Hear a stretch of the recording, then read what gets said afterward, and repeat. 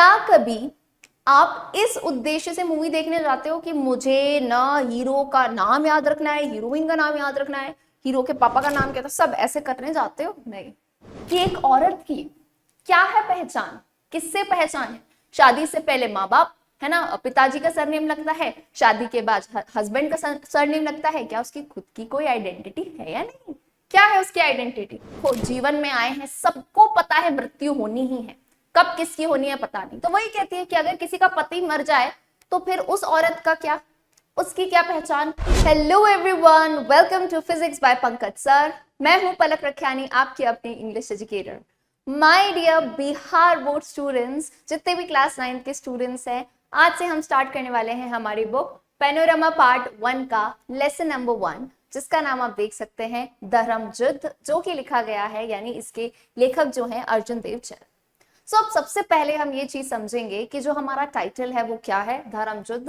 And आपको पूरे lecture में डिटेल्ड एक्सप्लेनेशन, यानी आपकी बुक में जो लाइन बाय लाइन दिए गए हैं वर्ड्स, उन्हें हम समझेंगे। And lastly important question and answers हम कवर करेंगे। तो सेशन के बिल्कुल एंड तक बने रहिएगा। धर्म युद्ध, अब मैं इसमें आपको एक कहानी बताती हूँ। ये धर्म युद्ध शब्द आया कहाँ से है? और सबसे पहली चीज आपको समझनी है, पलक मैम हमने युद्ध सुना था, ये युद्ध क्या होता है? तो आप थोड़ी देसी भाषा समझते हो बच्चावाड़ी, जैसे राजस्थान वगैरह में या जो भी लोकल भाषाएं होती हैं, तो य को ज बोल देते हैं, श को स कहते हैं, है ना। कि रमेश की जगह कहते हैं अरे रमेश, अरे जिग्नेश की तरह जगह कहते हैं जिग्नेश, तो सब आ जाता है, य की जगह ज। तो ये एक्चुअल में वर्ड युद्ध है, युद्ध यानी वॉर। अब धर्म युद्ध महाभारत के समय की बात है, ध्यान से सुनिएगा मेरी बात को। जब आपको पता है कौरवों और पांडवों में लड़ाई हो रही थी, तो अर्जुन ने क्या कहा था कृष्ण जी से कि ये मैं कैसे लड़ सकता हूं, ये तो मेरे अपने हैं, है ना।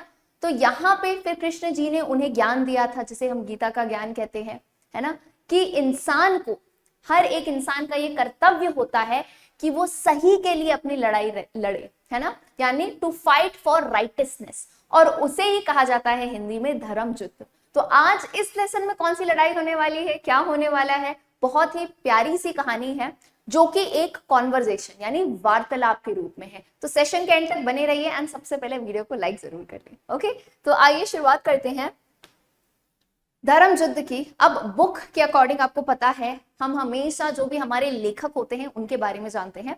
So let's begin. धर्म युद्ध अर्जुन देव चरण जी के बारे में, यहाँ उनके आप फोटो देख सकते हैं, उनके बारे में दिया है। मैं लाइन बाय लाइन पढ़ूंगी एंड आपको एक्सप्लेन करूंगी। अर्जुन देव चरण और टीचर बाय प्रोफेशन, तो एक्चुअल में ये हमारे जैसे हैं, यानी ये भी एक शिक्षक हैं प्रोफेशन द्वारा। इज बेसिकली अ पोएट, है ना। टीचर तो ये देखो प्रोफेशनली काम करते हैं लोग, पैसा कमाते हैं तो टीचिंग करते हैं, लेकिन ये एक पोएट यानी एक कवि भी है। His plays appear like an extension of his poetry. Simple सी बात है, उनके जो प्ले यानी उनके जो नाटक होते हैं ना, वो उनकी कविताओं के ही एक एक्सटेंशन यानी एडिशनल पार्ट होते हैं। The poet in him shows through his short, और बोलते हैं ना उनके अंदर का जो कवि है वो कैसे दिखता है, कि उनकी इतनी छोटी छोटी चीजों को लेके वो कैसे एक कोरस जैसा बनाते हैं। यानी आप उनके नाटकों में देखोगे ना, तो जो नाटकीय रूपांतर है वो कविताओं द्वारा, कोरस, एक संगीत द्वारा जैसे आपको दिखेगा। हिज फर्स्ट बुक, उनकी पहली जो किताब थी वो राजस्थानी प्लेस की थी, राजस्थानी नाटकों की थी, जो कि काफी लेट 70s में यानी 1970s में आप समझ सकते हो रिलीज हुई होगी, है ना। जब राजस्थानी ड्रामा क्या कैसा होता था उस टाइम में, स्ट्रे वन एक्ट प्लेस, यानी सोशल इश्यूज पे। सोशल इश्यूज, अब राजस्थान का नाम आता है आपको ये सारी चीजें होंगी, है ना। जो फीमेल फीटिसाइड यानी जो है जब बच्ची यानी बेटी पैदा होती है तो उसे मार दिया जाता है, या फिर विडोज जो विधवाएं होती हैं, तो राजस्थान में ये काफी टाइम से, मतलब एक टाइम तक वो काफी पिछड़े रहे हैं, ऐसा आपने सुना होगा, राइट। इन सब चीजों को, पुराने ढर्रे की मान्यताओं को वो बहुत मानते थे। तो उस टाइम में 1970 1980 के टाइम में ना इस तरह के नाटक बहुत होते थे। अब नाटकों का क्या उद्देश्य होता है कि लोगों को जागरूक करे, टू अवेयर पीपल। यस, तो ऐसे ही इनके भी काफी सारे नाटक होते थे, और अलग अलग फोक प्लेस होते थे, है ना, लोक नाटक, लोक संगीत होते थे, लोक नाटक होते थे, हिस्टोरिकल एंड माइथोलॉजिकल थीम्स पे, यानी हिस्ट्री पे, इतिहास पे, हमारी माइथोलॉजी के ऊपर काफी सारे थीम्स होते थे।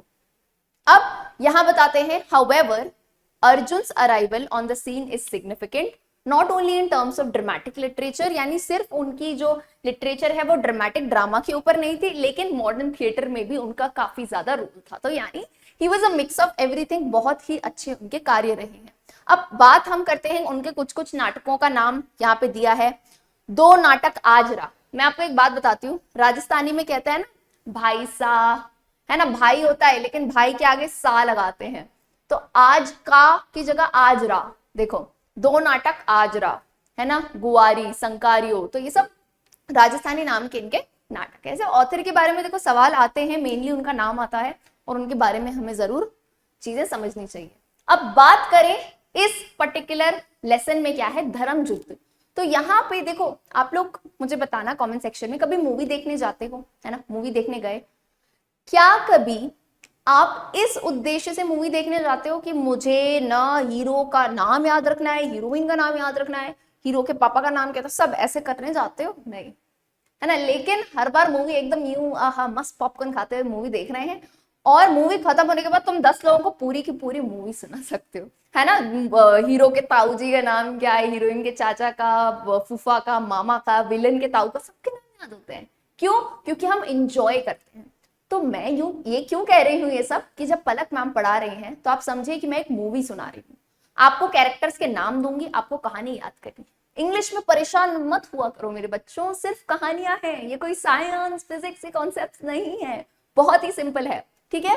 तो देखो धर्म युद्ध में ये किसकी कहानी है, एक लड़की है, एक यंग लड़की है, पद्मा नाम है उसका, ठीक है। बहुत ही, अब उसने ना बहुत ही धार्मिक ग्रंथों से उसने पढ़ाई की है। स्क्रिप्चर्स क्या होते हैं, ग्रंथ होते हैं, जैसे रामायण महाभारत, ये सब उसने बहुत अच्छे से पढ़ा है। और ये तो मैं भी अपने स्टूडेंट को सजेस्ट करती हूँ कि हमारे धार्मिक ग्रंथ, हमारे इतिहास को, है ना, हमारा जो कल्चर है, हमारी संस्कृति, उसे आप भी जरूर पढ़ा करें, है ना। She feels aggrieved and agitated. अब ये दोनों ए से शब्दों का नाम का मतलब ऑलमोस्ट एक ही है, यानी उसे अंदर से एक क्रोध उत्पन्न होता है, सवाल उत्पन्न होते हैं, अजीब सा लगता है। अग्रीव्ड और एजिटेटेड दोनों का मतलब होता है थोड़ा गुस्सा आना, थोड़ा आप एंग्विश हो जाते हो। अब क्यों पलक मैम, क्यों गुस्सा आता है उसे? Because by the uncharitably orthodox attitude of the society towards women. Uncharitably orthodox, ये वर्ड समझना आपके लिए बहुत जरूरी है।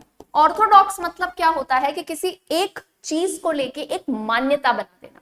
जैसे मैं एक एग्जांपल दूंगी, फॉर एग्जांपल जैसे पहले एक ये ऑर्थोडॉक्स था कि लड़कियों को बाहर काम नहीं करना चाहिए, सिर्फ किचन में होना चाहिए। तो एक चीज के लिए, एक इंसान के लिए, या एक कह सकते हैं समाज के लिए, कि ये अगर औरतें हैं तो इनको बाहर नहीं जाना है। एक एग्जांपल दिया कि ये ऑर्थोडॉक्स है, ऐसा ही होना चाहिए कि औरत को किचन में रहना चाहिए और मर्दों को बाहर काम। तो ये ऑर्थोडॉक्स सोच जो है पूरे समाज की प्रति वुमेन के लिए, वो देख के पद्मा जो है ना, बड़ी उसको गुस्सा आता था अंदर से, और उसको बड़ा ही लगता था ऐसा क्यों, है ना। सबके मन में देखो फ्रेश माइंड होता है, सवाल उठता ही है क्यों, आपके मन में भी जरूर उठता होगा।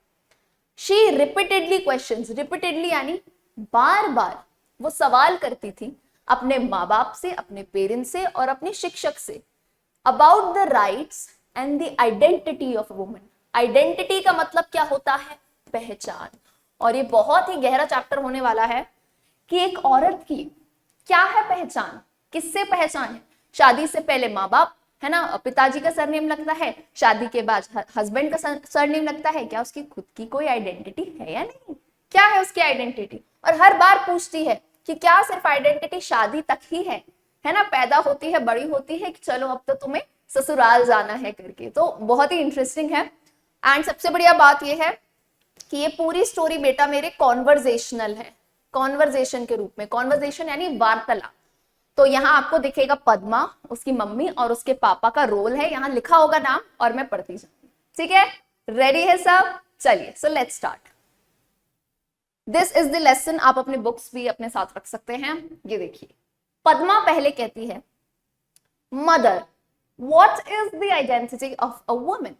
वो पूछती है, मम्मी एक और, जैसे आप बैठे हो आराम से, एक सीन समझो, आप बैठे हो घर पे रैंडमली, है ना, आपकी मम्मी आपके पास बैठी है ना, ऐसे ही आपने उनसे सवाल पूछा, माँ एक औरत की आइडेंटिटी, पहचान क्या होती है?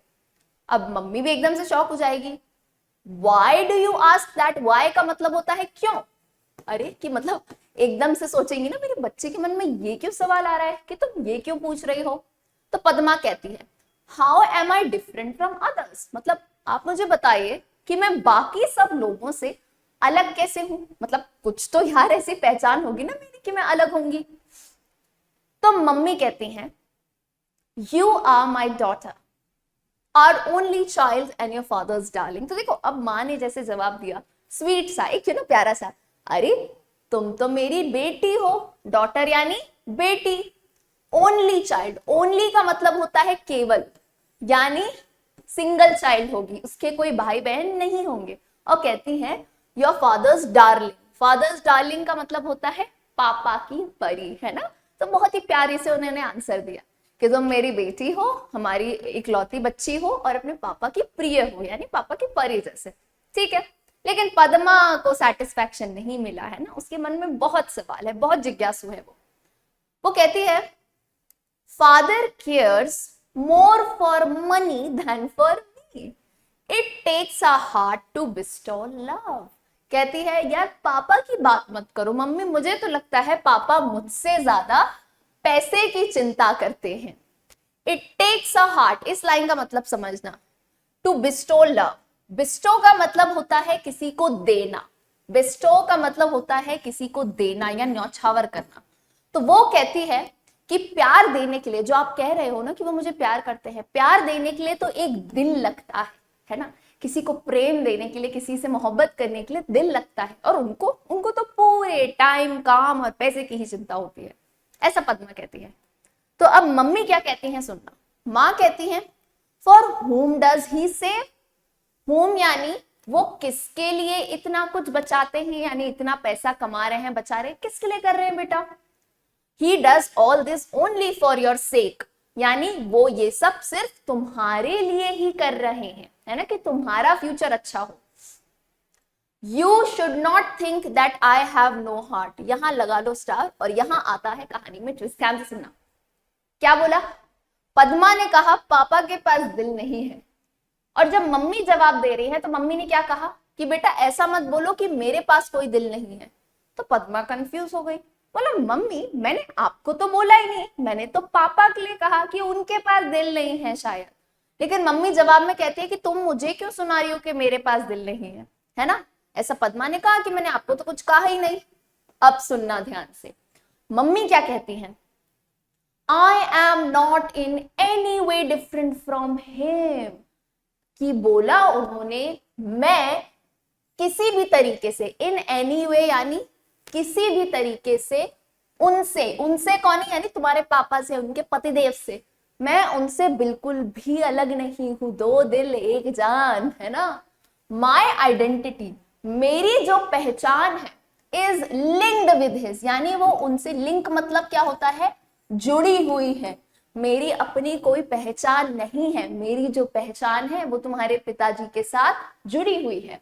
And I cherish the bond, और ये जो हमारा बॉन्ड है, ये जो हमारा संबंध है, बॉन्ड यानी संबंध, इसको मैं चेरिश करती हूँ, यानी इससे मैं खुश हूं, इसको मैं बहुत ही प्रिय मानती हूँ।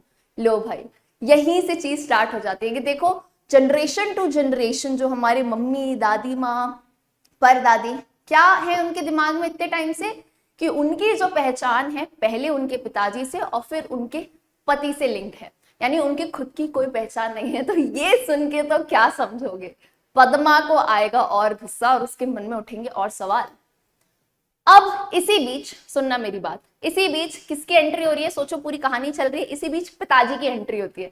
होता है ना साइड वाले रूम में पापा है और उन्होंने कुछ सुन लिया बॉन्ड वॉन्ड के बारे में, तो पापा आके पूछते हैं What is this talk about the bond, पद्मा's माँ, कि अरे पद्मा की माँ सुनती हो, किस बॉन्ड की बात कर रही हो, यानी हो सकता है उसके पापा किसी दूसरे रूम में हो और उन्होंने सुन लिया हो, तो वो आई एकदम से कहने किस बॉन्ड की बात कर रहे हो। तो उसकी मम्मी बताती है कि देखो देखो तुम्हारे पापा आ गए, ask him whatever you want to know, उनसे पूछ लो तुम जो भी जानना चाहती हो या तुम्हारे मन में जो भी सवाल है।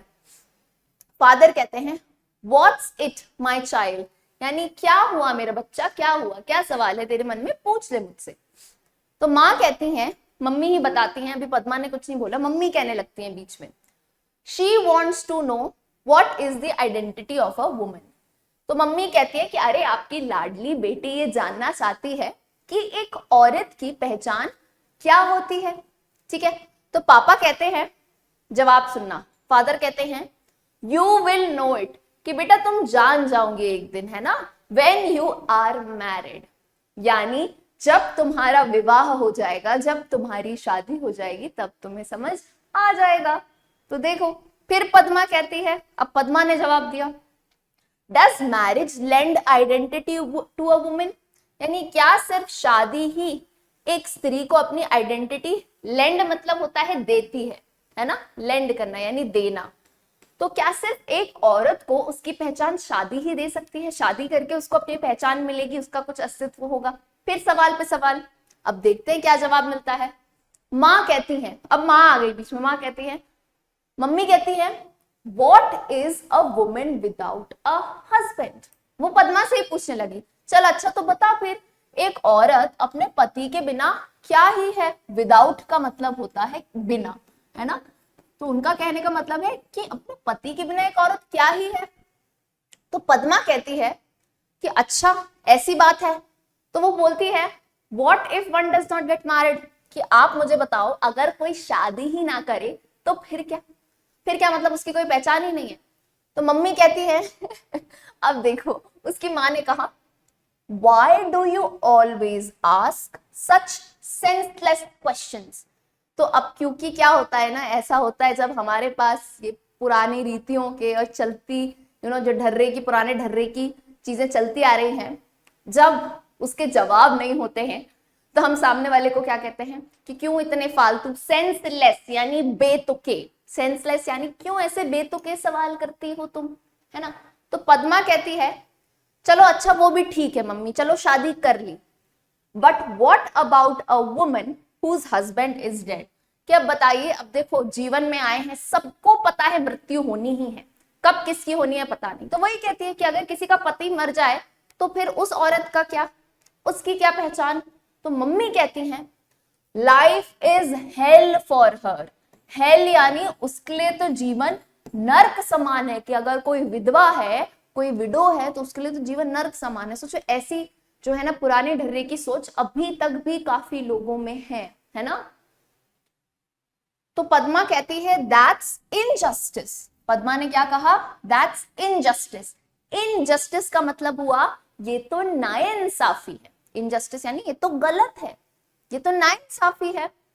तो माँ कहती हैं यू नीडेंट, बेटा इसका मतलब क्या होता है आपको मैं बता दूं, जब भी ये एपोस्ट्रोफी का साइन आता है, एपोस्ट्रोफी का साइन आता है, इसका मतलब है कि एक वर्ड यहां से खाया हुआ है, तो ये पूरा वर्ड क्या होगा, need not, okay, need not. तो मम्मी कहती हैं कि बेटा तुम्हें तो जस्टिस और इनजस्टिस की बात नहीं करनी चाहिए, है ना, तुम छोटी हो, तुम अभी ये बातें मत करो।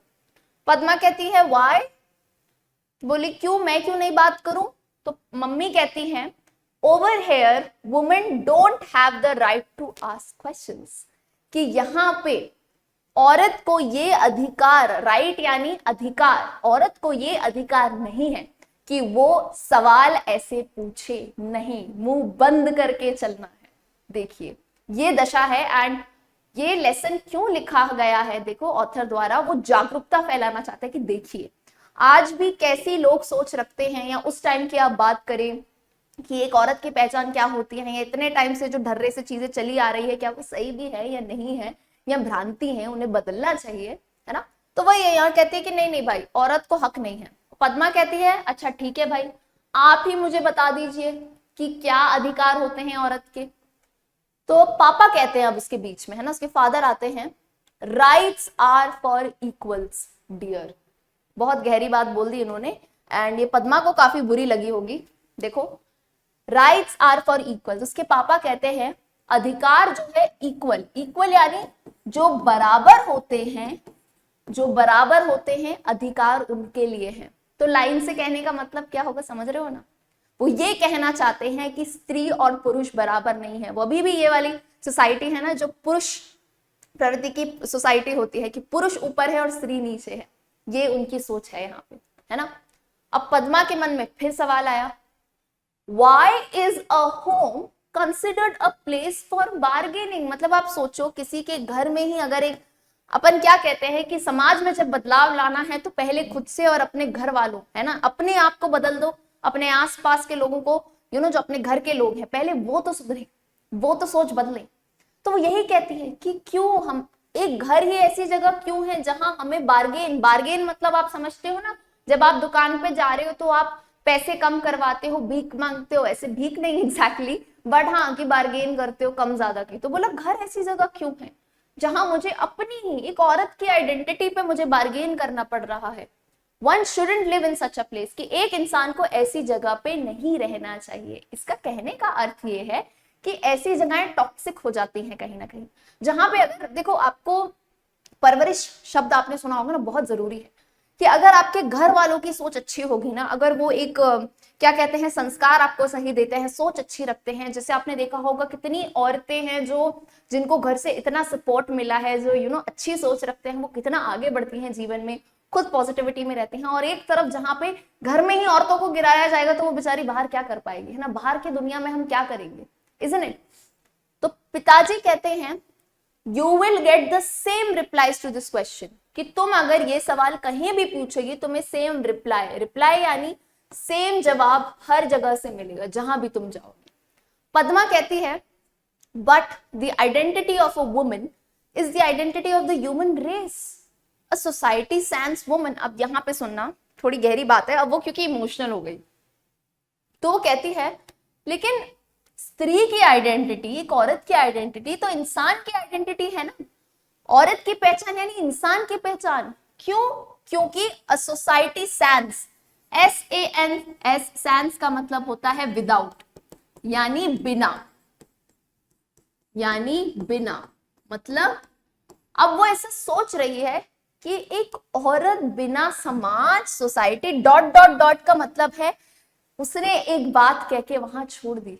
कि आप सोचो तो सही, अरे जिस स्त्री की हम पहचान पूछ रहे हैं उसके बिना समाज, तो सोचो कैसा होगा, जो बच्चे को जन्म देती है, जो इतने कार्य करती है, जो परवरिश करती है, जिसने इतने काम किए हैं ना, घर से लेके बाहर तक के काम किए, वो स्त्री नहीं हो। अरे स्त्रियों को तो पूजा जाता है, देवियां होती हैं। आज हम अपनी ही पहचान पूछ रहे हैं कि क्या है ना, हमारी ही पहचान सिर्फ हमारे पिताजी और होने वाले हस्बैंड या हमारे आसपास जितने पुरुष हैं सिर्फ उन्हीं से लिंक है। तो ये बहुत ही गहरी बात बोल के पद्मा जो है डॉट डॉट डॉट उस बात को ऐसे छोड़ देती हैं, राइट। तो आई होप आपको ये बात बिल्कुल समझ आई होगी। फिर आगे पापा कहते हैं, उसके फादर कहते हैं that's why they say that marriage lens this identity.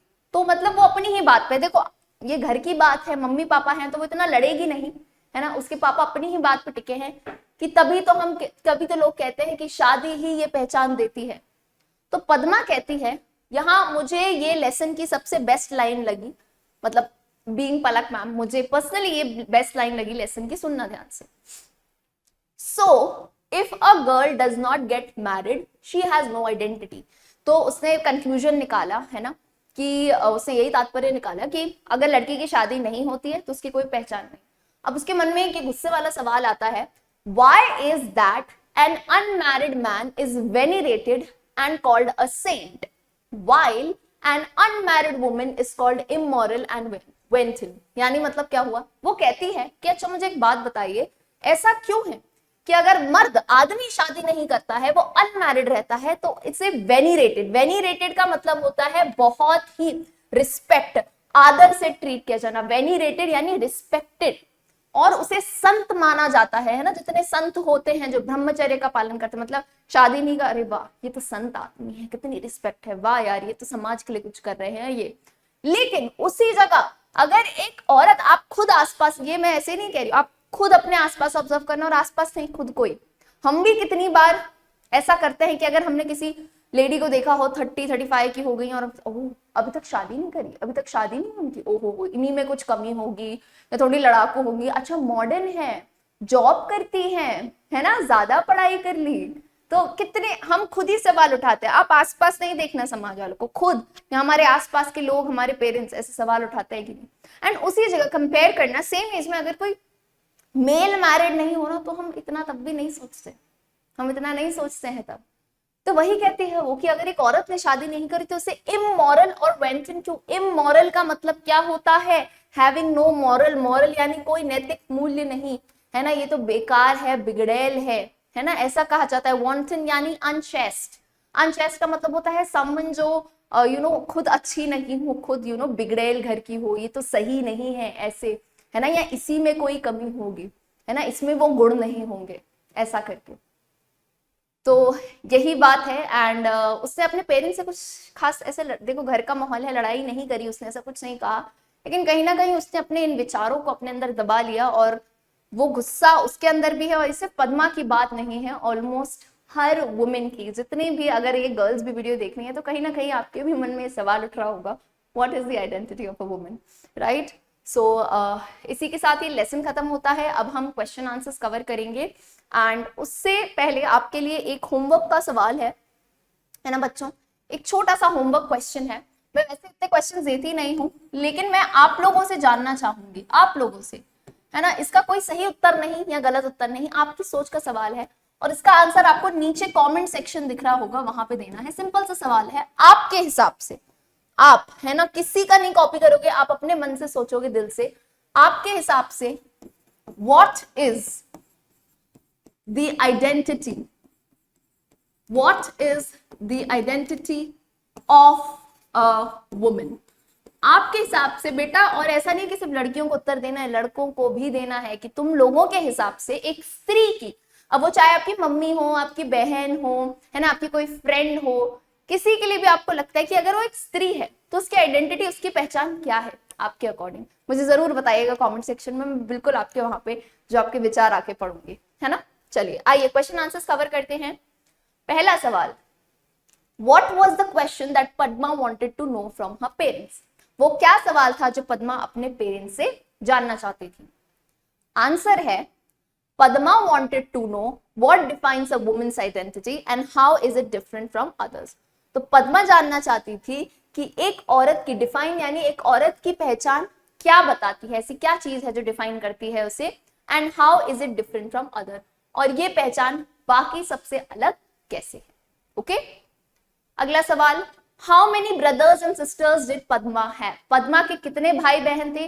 तो याद कीजिए लेसन में लिखा था कि she was the only child, यानी वो इकलौती बेटी, ओनली चाइल्ड यानी इकलौती बच्ची थी अपने माँ बाप की, यानी उसके कोई भी भाई बहन नहीं थे। Okay, next question, why was Padma unhappy with her father? Unhappy यानी ना खुश, है ना, हैप्पी यानी खुश, अनहैप्पी यानी ना खुश। तो अपने पापा से नाखुश या दुखी क्यों थी? क्योंकि Padma felt her father cared more about making money than spending time with her. तो पद्मा फेल्ट, फेल्ट वर्ड क्या है बेटा? फील का पास्ट टेंस, फील मतलब महसूस करना, ये प्रेजेंट टेंस है, वर्तमान काल है, ये इसका पास्ट टेंस है, FELT, फेल्ट। तो पद्मा ने ये महसूस किया, फेल्ट यानी महसूस किया कि उसके पिता किसकी ज्यादा चिंता करते थे? मेकिंग मनी, मेकिंग यानी पैसा बनाने में ज्यादा चिंता करते थे, than spending time with her, यानी उसके साथ वक्त बिताने की बजाय वो पैसे में ज्यादा टाइम अपना स्पेंड करते थे। ओके, आगे आते हैं। Next question, question number 4, for whom is life hell according to Padma's mother? Padma की मां के अनुसार किसके लिए जीवन एक नर्क है? तो याद कीजिए उन्होंने बताया था एक विडो यानी जिसका हस्बैंड मर जाता है, एक विधवा के लिए जीवन नर्क है पद्मा की मां के अनुसार। तो हम आंसर लिखेंगे अकॉर्डिंग टू पद्मास मदर। अकॉर्डिंग का मतलब होता है अनुसार, पद्मा की मां के अनुसार life is very difficult for women who have lost their husbands, यानी जिन औरतों के पति मर जाते हैं तो उनके लिए जीवन बड़ा ही कठिन हो जाता है। Okay, next question number 5, What, according to Padma, is the identity of the human race? यानी पद्मा के अनुसार ह्यूमन रेस, यानी ये जो पूरी मानव जाति है, ह्यूमन रेस का मतलब क्या होता है? पूरी मानव जाति की पहचान क्या है? तो पद्मा ये बिलीव करती है कि औरत की आइडेंटिटी ही is central to the identity of human race. Central यानी जो स्त्री की आइडेंटिटी है वही पूरे ह्यूमन रेस, मानव जीवन की पूरे आइडेंटिटी है ना, कि ये कोई अलग नहीं है, स्त्री कोई नीचे नहीं है, जैसे इंसान की आइडेंटिटी है वैसे ही एक स्त्री की ही आइडेंटिटी है। ओके ओके अब हम आते हैं बच्चों लॉन्ग आंसर क्वेश्चंस पे, वेरी इंपॉर्टेंट, ध्यान से सुनिएगा। Question number 1, father cares more for money than for me, why does Padma say so, have you felt like Padma, explain. पहले तो क्वेश्चन समझना है ना, लॉन्ग आंसर में क्वेश्चन समझा करो, और एक ही क्वेश्चन में 2-3 सवाल पूछे जाते हैं, सभी का उत्तर देंगे। तो सवाल ये है, ये लाइन दी है बेटा चैप्टर की, पद्मा कहती है कि पिता मुझसे ज्यादा पैसे की चिंता करते हैं। तो सबसे पहला सवाल है कि पद्मा ने पहली बात तो ऐसा क्यों कहा, और क्या आपको भी कभी पद्मा जैसा लगा है कि ऐसा आपके पेरेंट्स, आपके पापा थोड़ा काम में ज्यादा बिजी हो जाते हैं, और इस बात को एक्सप्लेन करिए। आइए पढ़ते हैं आंसर को। Padma says this because she feels her father is too focused on earning money and doesn't give her enough attention or emotional support। Padma ने ऐसा इसलिए कहा क्योंकि उसने महसूस किया उसके पापा टू फोकस्ड यानी उनका पूरा ध्यान जो है किधर था, ऑन अर्निंग मनी, पैसा कमाने पे, और उसे इनफ मतलब होता है पर्याप्त, अटेंशन यानी ध्यान या इमोशनल सपोर्ट नहीं दे पाते थे, है ना, यानी दिल की बात करना, समय बिताना वो नहीं कर पाते थे। She believes he values his work more than his relationship with her। तो वो ये महसूस करती थी, वो ये मानती थी कि वो अपने काम को ज्यादा महत्व देते हैं, वैल्यू यानी ज्यादा महत्व देना, than his relationship with her, ना कि ये बाप बेटी का जो रिश्ता है उससे ज्यादा वो पैसे को महत्व देते थे शायद। अब यहां हमने आंसर दिया है this is a common feeling, ये कॉमन फीलिंग है। देखो आप लोग टीनेजर हो, टीनेजर कौन होते हैं, जो टीन लगता है एंड में 13, 14, 15, 16, 17, 18 है ना, 19, तो टीनेजर्स में ये कॉमन फीलिंग होती है। कैसे कॉमन फीलिंग कि कभी कभार हमारे पेरेंट्स जॉब जो करते हैं, बिजनेस करते हैं, तो वो काम में, क्योंकि देखो उन घर का खर्चा है, हमारी पढ़ाई का खर्चा है, तो कभी उसमें बहुत ही ज्यादा व्यस्त हो जाते हैं, तो हमें क्या लगता है कि यार इनके पास तो टाइम ही नहीं है, इनके लिए तो पैसा ही इंपॉर्टेंट है ना। And sometimes young people might feel neglected का मतलब होता है कि उन्हें इग्नोर्ड फील हो, निग्लेक्टेड यानी शायद उन पे ध्यान नहीं दिया जा रहा है, कि यार हमारे पेरेंट्स की नौकरियां ज्यादा इंपॉर्टेंट हैं हमसे, ऐसा लगता है काफी यंग लोगों को, है कि नहीं।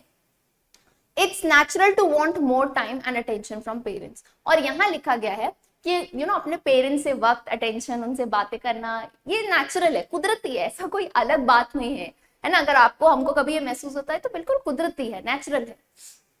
If you have ever felt this way, और कभी आपको भी अगर ऐसा लगा हो, तो ये जरूरी है कि आप अपने पेरेंट्स से बात करें, है ना, लड़े वड़े नहीं, लड़ने की बात नहीं है, देखो शांति से बैठ के बात की जाती है, वो भी इंसान है यार, वो भी जीवन को एज पेरेंट्स जी रहे हैं, है ना, जैसे हम स्टूडेंट्स हैं वो पेरेंट्स हैं, तो सबको कभी कभार अपनी रोल समझ नहीं आ पाते हैं, तो बात करने से सोल्यूशन निकलता है, तो आप उनसे बात करिए, ठीक है। Often parents may not realize how their work affects, तो कभी कभार पेरेंट्स भी बेचारे यार, उनको भी रियलाइज नहीं होता है कि कैसे उनका काम उनके बच्चों पे इफेक्ट करता है, कि उनके बच्चों को भी उनका टाइम चाहिए, तो बस वार्तालाप से अच्छी कॉन्वर्सेशन से सब कुछ सही हो सकता है। ओके चलिए नेक्स्ट क्वेश्चन आते हैं फटाफट। What according to Padma's father is the identity of a woman? Padma के पिता के अनुसार एक औरत की आइडेंटिटी क्या होती है? Do you agree with him? तो यानी उसके फादर के अकॉर्डिंग आपको बताना है, जो भी लाइनें उन्होंने कही हैं, तो अब उनके फादर के अकॉर्डिंग क्या थी आप समझ रहे थे। अकॉर्डिंग टू पद्मा's father कि एक औरत की, एक स्त्री की आइडेंटिटी क्या है, डिपेंड्स ऑन हर मैरिज, यानी वो उसकी शादी पे निर्भर करती है, डिपेंड मतलब निर्भर, एंड हस्बैंड स्टेटस यानी हस्बैंड की क्या नौकरी है, क्या जॉब है, समाज में उसकी क्या पहचान है, कितना कमाता है, like that.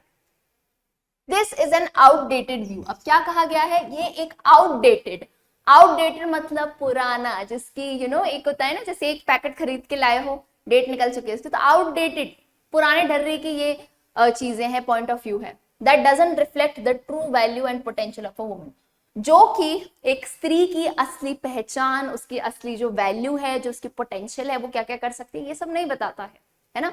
A woman's identity should be based on her qualities, एक वुमेन की, स्त्री की आइडेंटिटी उसके क्वालिटी यानी उसके गुण, उसके अचीवमेंट यानी जो चीजें उसने अचीव की है, जीती है जीवन में, है ना, जो भी उसने गेन किया है, एंड चॉइसेस, और जीवन में जो वो चॉइसेस लेती हैं, जो उनके विचार हैं, not just her marital status, और ना कि सिर्फ उसकी शादी के स्टेटस की, उसकी शादी किससे हुई है, किसी अमीर घर में हुई है, शादी हुई है नहीं हुई है, ऐसे किसी भी चीज से इसकी आइडेंटिटी जो है ना नहीं मानी जाती है। वुमेन कॉन्ट्रीब्यूट टू सोसाइटी, और जितनी भी स्त्रियां हैं समाज को कितना बड़ा योगदान देती हैं अपना, है ना, कितने तरीकों से, वो तो खैर जितना बोलो उतना कम है, लेकिन आंसर तो देना पड़ेगा ना। तो जैसे प्रोफेशनल्स हो गए, जो काम करते हैं, टीचर्स हो गए, लीडर्स हो गए, बड़े बड़े लीडर्स, अरे जिनके नाम आप देखो, इंदिरा गांधी रही हैं, है ना, इतने सारे हमारे स्पोर्ट्स वुमेन कह सकते हैं, राइट, सानिया मिर्जा हो गई, और जितने नाम लो उतने कम है ना, मैरी कॉम हो गई, हमारे एक्टर्स हो गए, और नाम ना भी लो, हमारे घर में माँ, है ना, ये जो जितने वीडियोस देख रहे हैं स्त्रियां, वो सब एवरीवन, है ना, स्त्री है, वो कुछ भी कर सकती है ना, care givers and more. Their identity comes from their personal growth, और उनकी पहचान उनकी पर्सनल ग्रोथ से, कि यार मैं आज अपने में कितना इन्वेस्ट कर रही हूँ, कितनी एजुकेशन ले रही हूँ, मेरे क्या संस्कार हैं, क्या परवरिश है जीवन में, मैं क्या चॉइसेस लेती हूँ, उससे मेरी आइडेंटिटी होगी ना कि मेरे हस्बैंड या मेरे पापा क्या कर रहे हैं, वो क्या स्टेटस रखते हैं, उससे नहीं सिर्फ, है ना। तो यही पूरा आंसर यहाँ पे है, और एंडिंग लाइन में हम यही कहते हैं कि इट्स इंपॉर्टेंट, ये जरूरी है कि एक स्त्री को बोथ, मतलब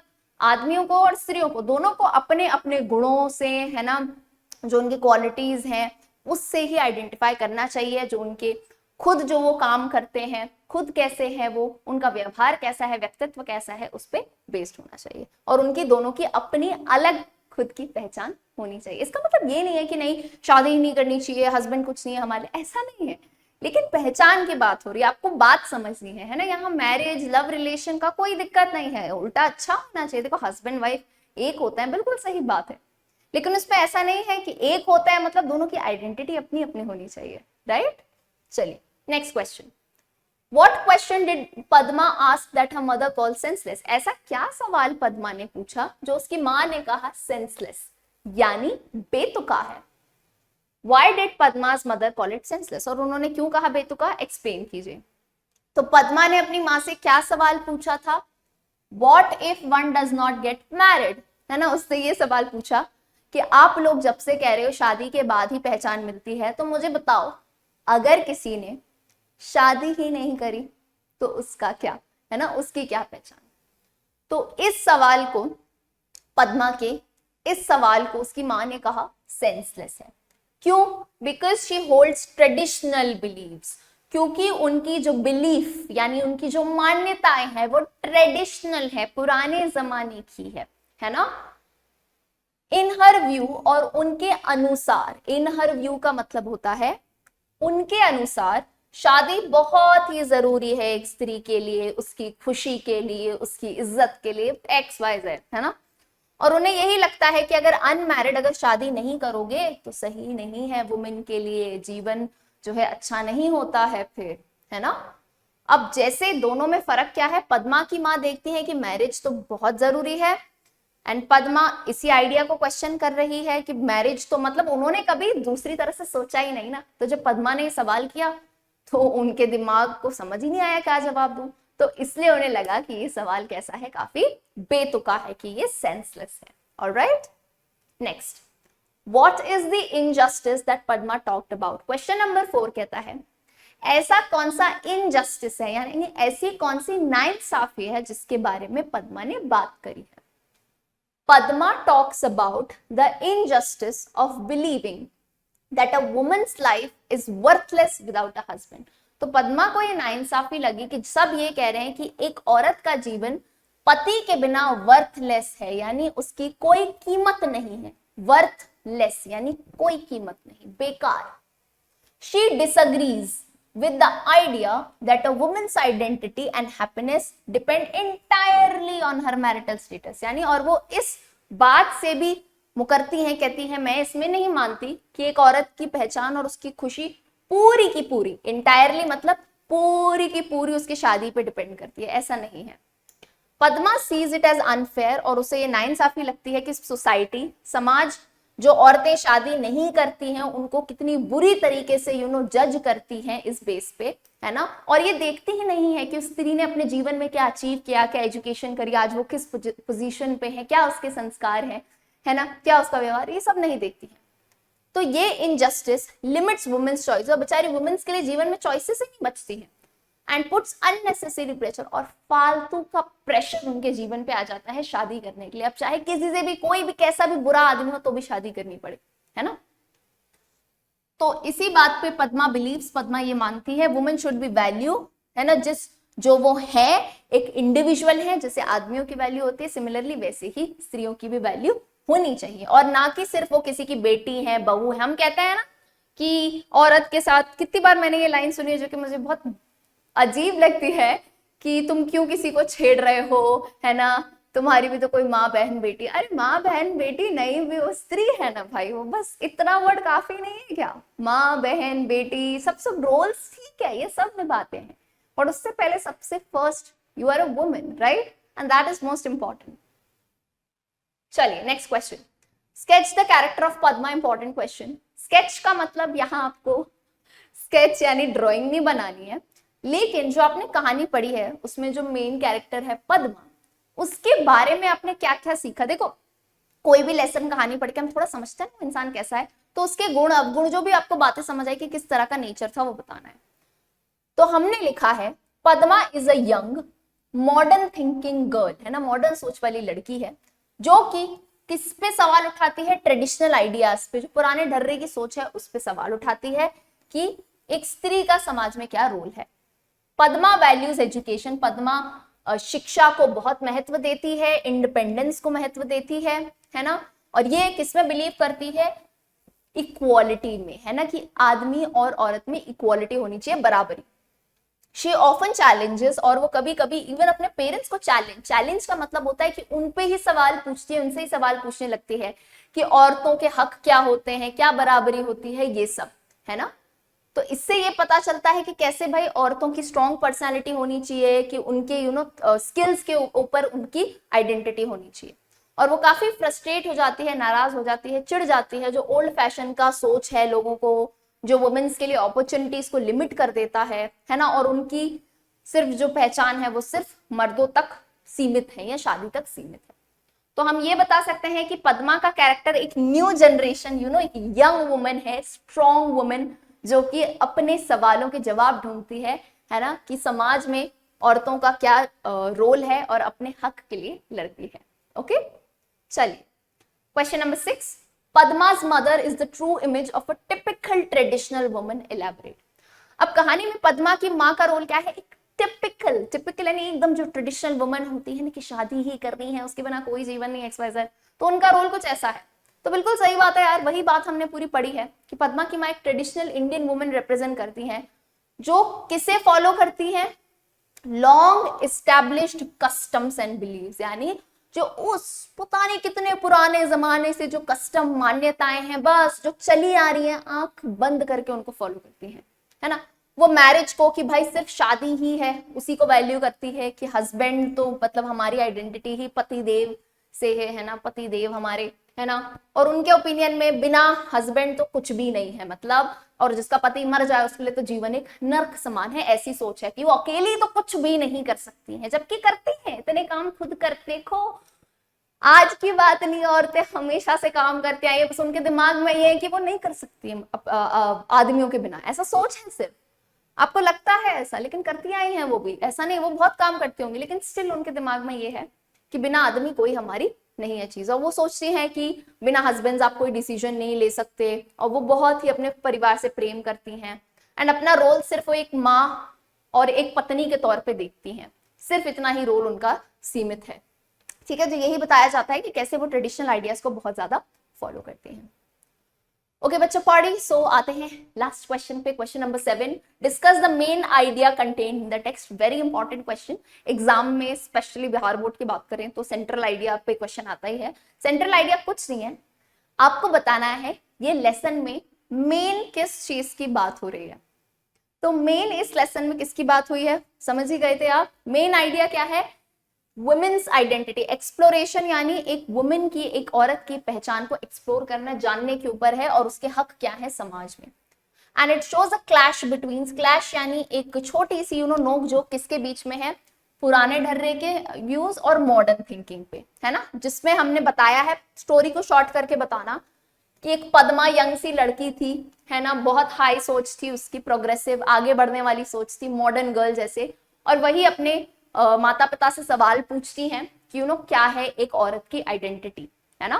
तो यही सारी चीजें आपको बतानी है, एंड देन बस वो ये कंक्लूड करना चाहती है कि एक स्त्री की आइडेंटिटी सिर्फ एक मेल से लिंक नहीं है, वो अपने आप में एक ह्यूमन बीइंग है, एक इंडिविजुअल है। ओके, सो आई होप सभी को लेसन समझ आया होगा। ये लास्ट क्वेश्चन नहीं था, डोंट वरी, ऐसे बोलते हैं पलक मैम लास्ट के बाद एक और आ गया, क्वेश्चन नंबर 8 है ना, why is the lesson called धर्म युद्ध, give reasons.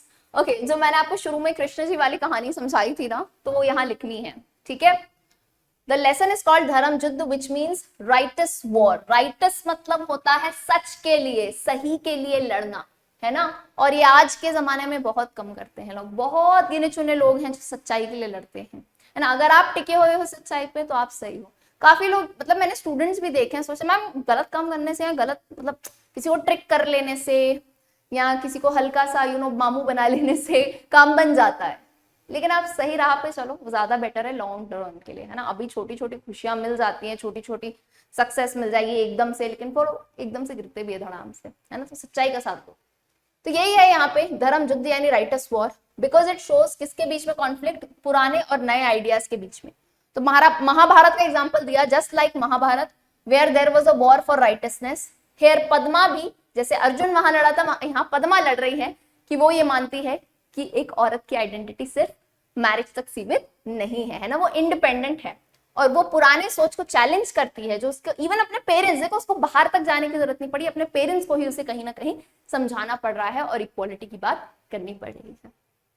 Okay, yeah so finally we will end with this chapter. ये लेसन खत्म होता है, एंड आप याद करिएगा मैंने बीच में आपसे एक सवाल पूछा था जिसका आंसर कमेंट सेक्शन में जरूर दीजिए कि आपके अनुसार एक औरत की, एक स्त्री की आइडेंटिटी क्या होती है।